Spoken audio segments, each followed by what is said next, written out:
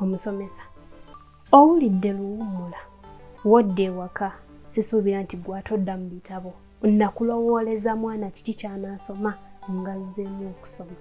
Wabula naawe oba mu kuwummulamu. Mu butuufu nga toli ku kya kitabo ogamba birijja.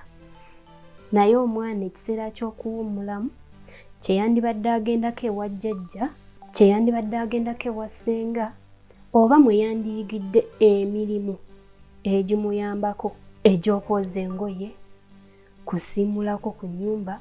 Mwamuwa omugugu gukoma eno. Buli subject eriko pages nga 150.